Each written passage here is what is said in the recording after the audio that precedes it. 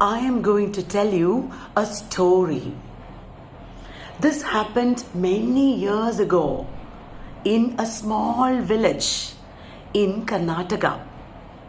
This story was written as a drama, a play by Girish Karnad. You know him, the famous actor. He was also a playwright. In a small village in Karnataka, there is an ancient temple. It is a ruined temple, not very neat and tidy. It is very old and destroyed, dilapidated.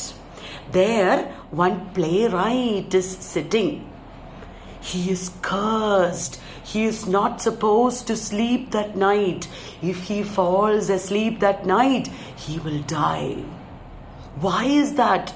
Because this playwright has written many plays and put people to sleep. His plays were boring. People were so bored that they fell asleep. So his curse is he should not sleep this night. And now he's feeling sleepy. At that time, from houses in the village, some flames come. Like this, there are small lamps in houses. When these lamps are put out, the flames will escape and they will be free. They will start living their own lives. They are like girls, these flames. They are giggling and talking to each other. The playwright listens to the stories of these flames. One of the flames is telling the story of the beautiful, long-haired Rani. That is the story I'm going to tell you today. The story of Nagamandala. Rani was a pretty girl, a village girl. She got married to Appanna. And she came to Appanna's house. Both of them are going to live there. She has dreams of a quiet, peaceful life with her husband. But you know what Appanna did? Appanna had another mistress. Appanna would lock Rani in the house, come only in the afternoon for lunch. After that he'll go and spend the night with the mistress. Rani was all alone.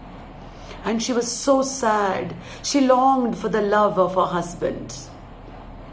One day, Kurudava, a blind old woman, came on the shoulders of her son, Kappanna. Kurudava was so sympathetic to Rani. She wanted to help Rani. And she gave Rani a special root. And this root is an aphrodisiac. That means if you eat the fruit, you will fall in love. Rani has to grind the fruit, make a paste of it and mix it with a curry and feed her husband. When Appanna, the husband, comes home, she makes a paste of the root and mixes it in the curry. The curry turns red. Rani is so shocked. She can't give this to her husband. So she throws it out on the ant hill outside. There is an ant hill outside her house. And there is a cobra living in the ant hill. The curry and the root falls upon the cobra. And the cobra falls in love with Rani. That night, after Appanna had left, the cobra entered through the drain of the house and he took the form of Appanna and he spent the night with Rani. Rani is surprised. Suddenly, she has got her husband. Every night he is coming to her and making love to her. And she is finally getting his love. One day, Rani is pregnant. Appanna, the husband, is shocked. He completely rejects his wife because he knows he never made love to his wife. If a man leaves his wife, never makes love to her, goes to another woman, that is not a crime. But if a woman gets pregnant, and if the husband says, "This is not my child," then that is a crime. Rani is brought before the village panchayat, and she has to do an ordeal. An ordeal is a very tough punishment. She has to put her hand in the anthill and she has to tell the truth. Rani puts her hand in the anthill and says, "I have never touched another man except my husband and this cobra." And that is the truth. The cobra doesn't bite her. She is saved. Everybody is shocked. But Appanna knows, this is not my child. There is something wrong.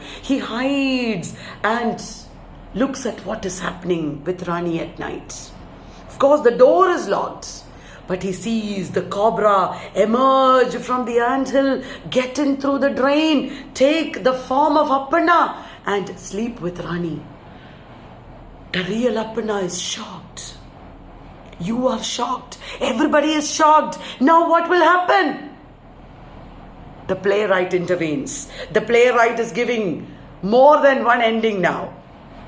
The playwright is saying, okay, the Naga will come and kill himself, strangle himself with Rani's flowing locks because he wants Rani to be happy with her husband. We are not happy. We did not want Naga to die. Of course, Naga is Rani's husband. We know Appanna doesn't love her. Playwright gives another ending. The Naga lives in the locks of Rani. In the long, lustrous hair of Rani, the Naga lives there like a snake princess forever. That is good. Another time Appanna ill-treats her. You know what will happen. By now it is dawn. The playwright in the story is saved from death. He doesn't have to die. Because listening to the story, you are awake, I am awake. The playwright is also awake. But remember, the Naga is also awake.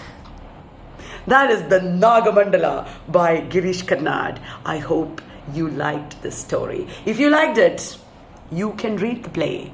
I think there is also the movie Nagamandala. You can watch it. Thank you for watching. Bye-bye.